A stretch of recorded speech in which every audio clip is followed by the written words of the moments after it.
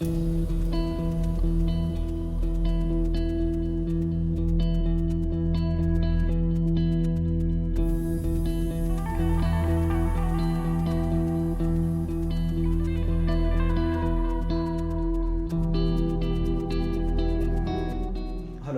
my name is Shashikant Yadav. I'm currently affiliated with Faculty of Law at Manav at Rachna University. I have more than 5 years of experience in oil and gas law and natural resources management in industry and academia. I've written research articles in several Scopus Index journals and editorial English dailies like the Hindu and Hindu Business Line. The oil and gas law is an upcoming field and an upcoming area in which there's a lot of scope in academia, industry, and in research.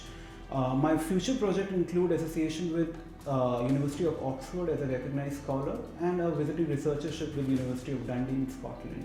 Both the projects are related to a new technology called fracking, in which you use water to extract natural gas. And all of that is related to law. Since law and technology are very much interrelated, this quick chat with me would throw some light on how law has evolved and how oil and gas law is very much imperative with the environmental law and natural resources law. So this talk is basically about the new students who want to join the law schools and how they have to be oriented towards accepting transdisciplinary approach in law. So environmental law as such as a topic is introduced in 1970s in India, and starting from 1970s till today it has developed and have taken a leap. Environmental law in today's scenario is known with natural resources law, with sustainability laws, because the environment can be artificial and natural in nature today. So I'm discussing about natural resources law, which includes coal, oil, water, air, and the laws related to it. So if we see the air around us, in Delhi we breathe the worst air in the world, and definitely there has to be some policy solution or legal solution to that. And one of the most daunting challenges of the previous decade has been that how to synchronize academia industry to find solution for climate breakdown, for water rationing, for land use patterns, and how to extract our oil and gas to sustain our lifestyle in which we are dwelling into. So the expert with relevant specialization in these fields is a rarity. We often find people who are academics, who are armchair activists in these areas, but are unable to deliver effective solutions to climate breakdown. And we need those effective solutions, and we need people specifically from law background to hint on that what we should do to make sure that we have better quality of air, water, and still have all the bounties of modern life. And hence it's a growing importance. The topic of environmental law, natural resources law, and oil and gas law is very much important. So from Chennai hitting the zero ground level of water to the toxic air of the world in India, and to the snowballing effect of it. For example, every year in winters we see foggy Delhi, and it has been accounted that there is a stubble burning around in Delhi NCR areas and villages where farmers burn a lot of stubble left out of the crops. However, a few knows that it is directly related to the policy and the law made by the government, in which farmers are forced to produce a certain kind of crops in winters, and when the next cropping season comes, they just quickly burn it away to maximize their land profit. Now, this is a policy issue. This is not a climate issue, science issue, and the lawyers like you can be an effective solution providers in such issues.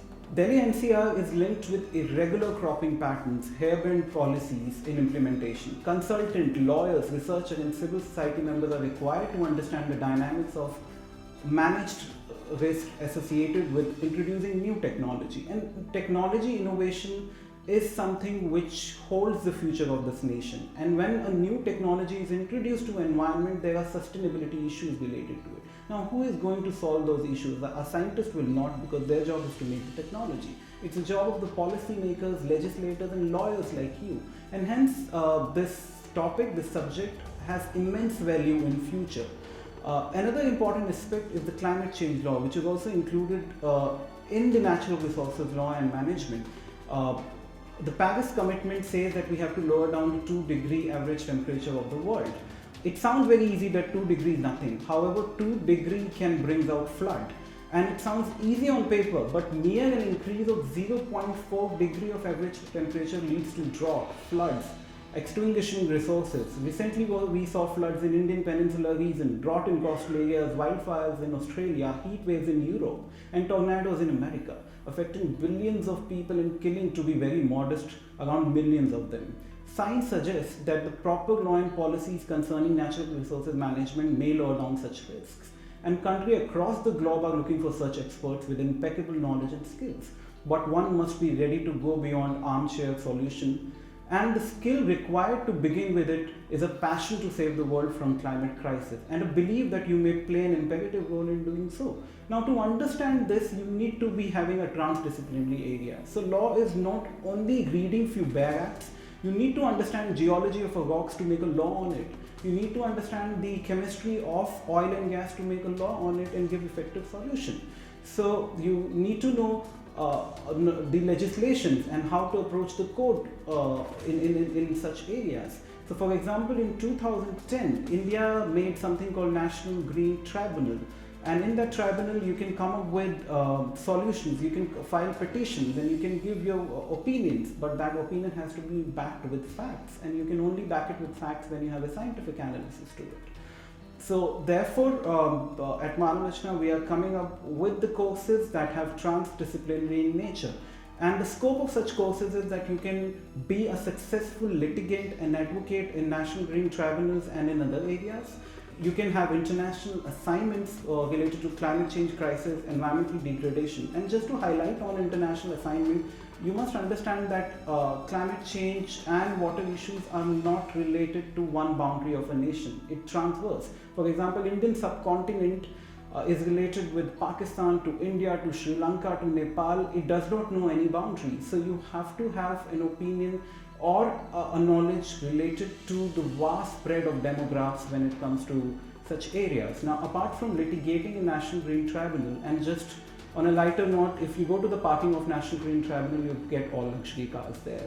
So it's a very, very high paying jobs as well, because you're saving millions of lives, and corporations really want to hire you if you have effective solutions through legal deliberations and policy. So the best field for venturing into higher education and research, the statistics shows, is also with relation to natural resources management and laws.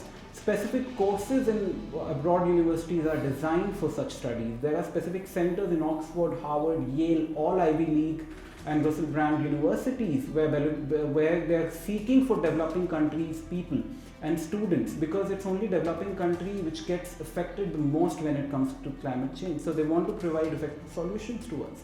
So if you are seeking for a higher education, any scholarship, fellowship, if your proposal or research is somewhere integrated with a natural resources or oil and gas law, you're bound to have more chances to get selected for. Job opportunities in consultancy is another area where you should seek any kind of employment with this specialization. There are companies like PwC, L&T, where when they start a project, they seek out for people who have understanding of law and policies of infrastructure, oil and gas, so that you can give them effective solution and protect them any kind of natural calamity.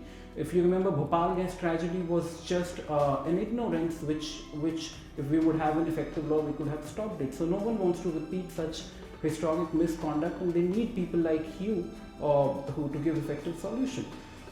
So oil and gas, natural resources, water laws, these are the areas in which there is immense demand, but the supply is few.